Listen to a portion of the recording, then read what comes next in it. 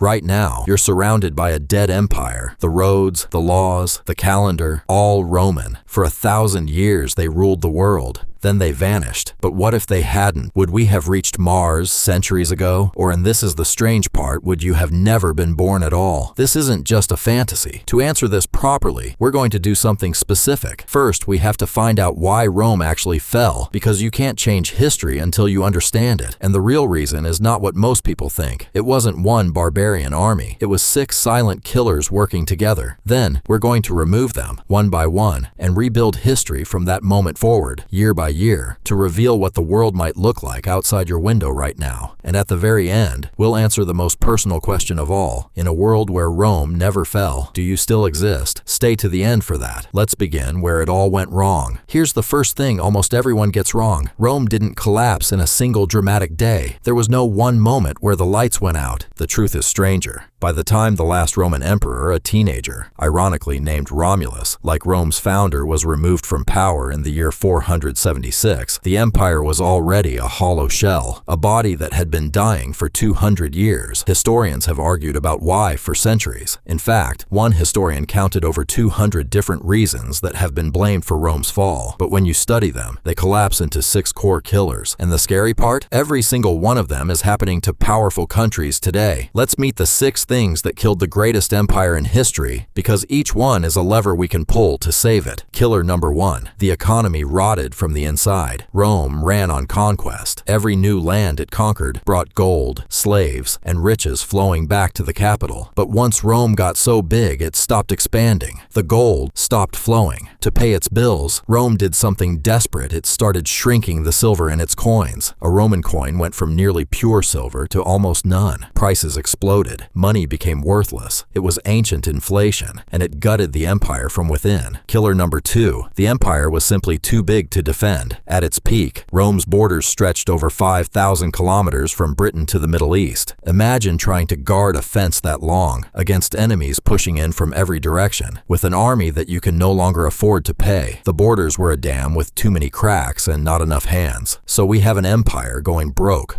with borders it can't hold. And then it got worse because the people Rome relied on to survive started to disappear. Killer number 3. Disease. Twice, massive plagues swept through the Roman Empire, and historians believe each one may have killed millions, wiping out as much as a quarter of the population in affected areas. Fewer people meant fewer farmers to grow food, fewer taxpayers to fund the state, and fewer soldiers to defend it. The empire was bleeding people it could never replace. Killer number 4. Political chaos at the top. This one is almost unbelievable. During one 50-year stretch, Rome had around 26 emperors. Most were murdered. Generals killed emperors to take the throne, then were murdered by the next general months later. The most powerful seat on earth became a death trap. Nobody could govern, because nobody survived long enough to try. A dying economy, unholdable borders, plagues, and leaders being murdered every few months. You'd think that's enough to kill any empire, but the final 2 blows are what truly sealed Rome's fate, and the last one is the one we can change to save everything. Killer number 5. Rome split in 2. The empire became too big for one person to rule, so it was divided. A western half ruled from Rome, and an eastern half ruled from Constantinople. And here's the tragedy. The wealthy, powerful eastern half often watched the struggling west bleed and did little to save it. When the west needed help most, its own other half let it fall. The east would survive for another 1,000 years. The west was left to die alone. Killer number 6. The invasions. This is the one everyone remembers, the barbarians. Germanic peoples like the Goths and Vandals, pushed by their own crises, poured across Rome's weakened borders. In the year 410, the unthinkable happened. The city of Rome itself was sacked for the first time in 800 years. The empire that conquered the world could no longer defend its own capital. But here's what matters. The invasions didn't cause Rome's death. They just delivered the final blow to a body already dying from the other 5. The barbarians didn't break down a strong door. They walked through one that was already rotting off its hinges. And that is the moment we're going to change, right here. So let's pull the levers and see what happens to the world, okay? Now we know exactly why Rome fell. 6 killers: money, borders, plague, chaos, the split, and the invasions. So let's play God. Imagine that at its most dangerous moment, Rome makes a few different choices. It reforms its money before inflation destroys it. It stops overexpanding and builds a defensible border. The two halves stay united and defend each other. The empire stabilizes, and the barbarians, instead of conquering Rome, are absorbed into it, becoming Romans themselves, as many already had. The year 476 comes and goes, and Rome does not fall. Now hold on, because this is where it gets wild. If Rome survives that moment, the entire timeline of the world we know is erased. The first and biggest change? The Dark Ages never happen. When Rome fell in our timeline, an enormous amount of knowledge was lost or forgotten in Western Europe. Roman engineering, plumbing, concrete, libraries, trade networks, centralized law, much of it crumbled. Europe fragmented into small, warring kingdoms. For roughly 1,000 years, progress in many areas slowed dramatically. We literally forgot how to make some of the things the Romans built. Think about that. Rome had cities with running water, sewage systems, public toilets, central heating, and apartment buildings. After Rome fell, parts of Europe wouldn't see plumbing like that again for over 1,000 years. So in our world where Rome survives, none of that is lost. The knowledge keeps growing instead of resetting to zero. Roman roads keep connecting the world. Roman law keeps evolving. Trade keeps flowing across 3 continents. Humanity doesn't take a 1,000-year detour. It keeps climbing. And when you remove a 1,000-year delay from human progress, the consequences are almost impossible to imagine. Almost. Here's where it gets staggering. In our real timeline, the Romans were on the edge of incredible breakthroughs. A Greek inventor in the Roman world, Hero of Alexandria, built a working steam-powered device almost 2,000 years before the steam engines that powered our industrial revolution.